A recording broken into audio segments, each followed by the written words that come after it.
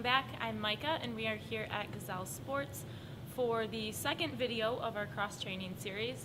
Today is all about core strength. So a lot of people have misconceptions about what your core is. They think it's just your abs, but really it's your butt, your belly, and your back. So everything in that area.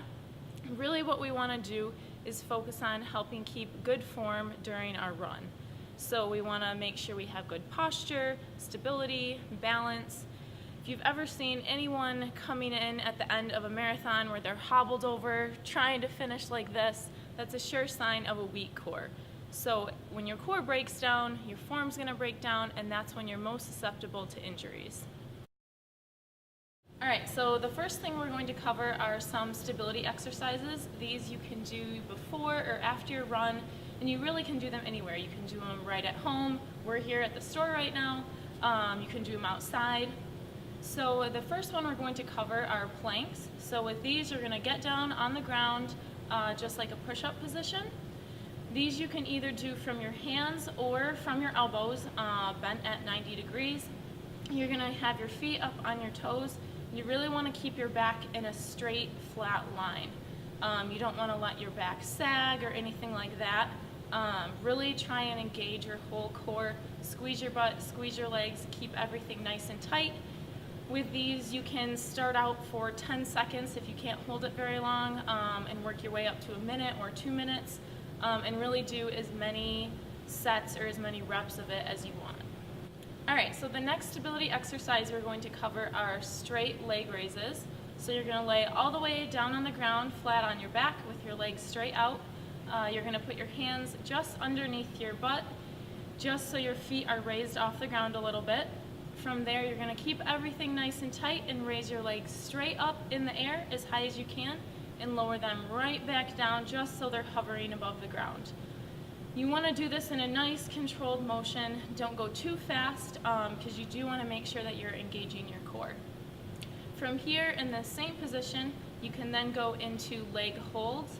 And this is where you keep your hands under your butt and you keep your legs just 6 inches off the ground, and you hold this for as long as you can. Typically with these, it's going to be similar to planks. You know, start out with 10 seconds or however long you can hold it for, and work your way up to a minute or 2 minutes. So now we're going to move into some balance exercises. So with these, if you're not comfortable balancing on one foot, make sure that you do have something nearby that you can hang on to until you get more comfortable. It's also important for these that you do have proper footwear. So if you don't have a cross-training shoe or anything with a really solid heel, you're better off doing these barefoot as well. So the first one we're going to do is single leg dips. So with this, you're going to plant with one foot on the ground, kick your other leg straight out in front of you, and you're going to go from straight up to about 45 degrees. Really drive through that heel. You're going to make sure to change legs, down, and it's all about balance with these, so you really don't have to go fast. With this, it's also going to work your glutes as well as your hamstrings and your quads. Alright, so the next one we're going to do is the 4-point single leg drill. So same with the single leg dips, you're going to be up on one foot.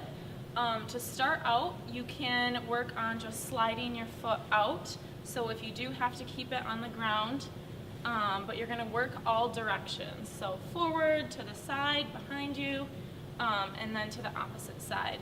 From here, you can really progress to keeping your leg off the ground. So you're going to kick it out in front of you, really drive through that heel to make sure you maintain that balance, and then work the other side as well. Alright, so the next thing we're going to cover are some core exercises. So with these, we'll show you different ways that you can make up workouts and kind of get creative with it at the end here. But with these, you really want to focus on keeping your lower back on the floor. So in any of the exercises, pushing your lower back into the floor will help maintain good posture and make sure that you don't get hurt. So the first one is your standard sit-up. So you'll probably know what this is from like middle school PE class. But really you're going to get down on the ground, make sure that your feet are flat on the floor, cross your arms, cross your chest like this, and then you're going to go up until your elbows reach your knees or until your chest breaks 90 degrees. You don't want to go too fast, but really engage your core to pull yourself up and then lower yourself back down. The next exercise we're going to cover are flutter kicks.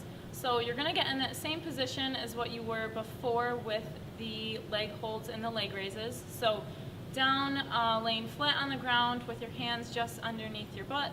You're going to raise your feet off the ground 6 inches, and then you're going to alternate moving them 6 to 36 inches.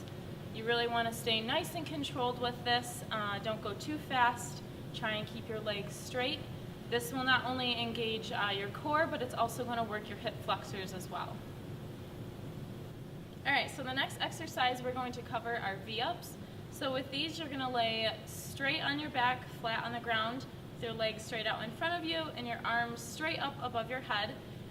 You're going to move your legs and your arms up at the same time and try and touch your toes. So you're really going up onto your tailbone with this. If for some reason you can't touch your toes, you really want to get as far up onto your legs as you can. So reach for your ankles or your shins. Another way to modify this, if you can't get your legs and arms up at the same time, is to reach your legs up and then reach your arms up as far as you can. With this, it really took me a long time to develop the strength to be able to touch my toes, so really stick with it, use the modifications, because it's really going to be working your entire core.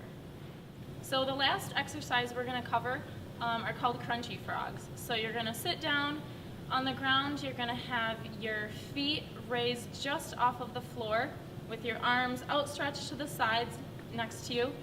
And then as you bring your legs in with your knees bending, you're going to wrap your arms around your legs and then go back out as you straighten your legs back out. With this, if you don't have the core strength yet to be up on your tailbone without your hands touching the floor, you can simply have your hands placed next to you, slightly behind, and really just focus on bending your legs and moving your legs in and back out again. So now you can really get creative with making up your own workouts with these exercises. So one of my favorite ones is called a Tabata workout. So with this, it is 20 seconds of work, 10 seconds of rest for 8 rounds, so it'll be 4 minutes total. You can modify this to make it really any length that you want. So if you want to have a longer workout, you can do the Tabata through 3 times, which will make a 12-minute workout. So for example, you would do 20 seconds of sit-ups and then rest for that 10 seconds, and then do 20 seconds of crunchy frogs and then rest that next 10 seconds, and then keep going and cycling through that. I really like this because you're able to put in a lot of work, but then get that rest you need, but then go right back into it and get a lot of work in as well. So the next one is called every minute on the minute. So similar to Tabata, you're doing work for a certain amount of time, but then you're also getting that rest. So for the every minute on the minute workout, you want to start at minute 1, and for example, you would do 10 V-ups and then 10 sit-ups, and then the rest of that minute you would rest, and then when minute 2 starts, you do 10 V-ups and 10 sit-ups again. This is going to vary for each person on how many reps you can do, but generally a good rule of thumb is to stick to 20 to 15 seconds per minute of rest. With these, you can do them before or after your run. And next time, we also will cover more exercises that you can incorporate into the Tabata or every minute on the minute exercises and workouts. Thanks again for watching. Remember, this is just video 2 of our 4-part cross-training series. I know for me, core really became something that was very important. It made me a better, faster, and stronger runner. So I really hope that you'll take what you've learned today and really incorporate it into your spring running this season.